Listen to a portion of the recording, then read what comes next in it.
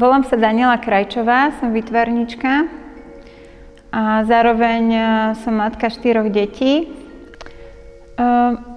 Venujem sa kresbe, maľbe, animácii, rôznym takým projektom, do ktorých zapájam nejaké skupiny ľudí.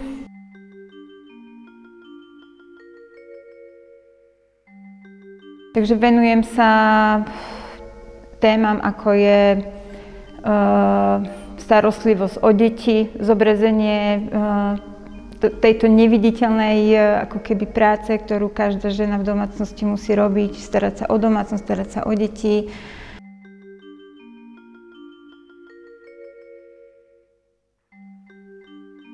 Volám sa Veronika Marek-Markovičová, som výtvarná fotografka, kurátorka a spoluautorka Dokument magazínu.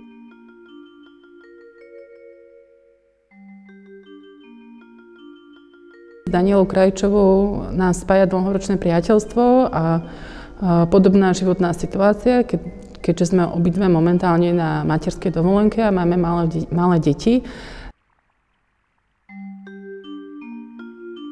Že čo je teda predmetom tejto výstavy? Je to predovšetkým rodinný, každodenný život počas materskej dovolenky, kedy tá žena naozaj väčšinu času trávi v domácnosti. A ako vieme, ženy výtvarníčky vlastne v podstate zrazu väčšinou prídu o ten ateliér a tým ich ateliérom sa stáva domácnosť, v ktorej si samozrejme ako svoju bytostnú potrebujú udržať svoju tvorbu a tá sa práve deje vlastne v určitých útržkoch času, kedy buď na úkor nejakého vlastného spánku alebo dokonalého poriadku v domácnosti sa venujeme svojej tvorbe.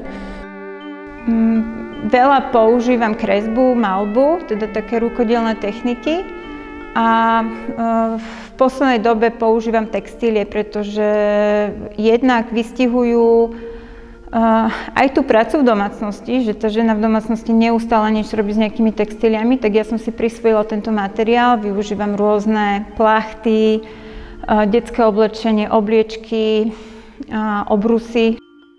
Pre mňa výšivka ako keby zhmotňuje ten čas, kedy ja som s mojimi deťmi a mám možno taký ten čas, kedy oni sa hrajú alebo ja na niečo čakám a vlastne len ich strážim a ja vtedy môžem vyšívať. Takže pre mňa to ako keby zhmotňuje ten čas s deťmi tiež.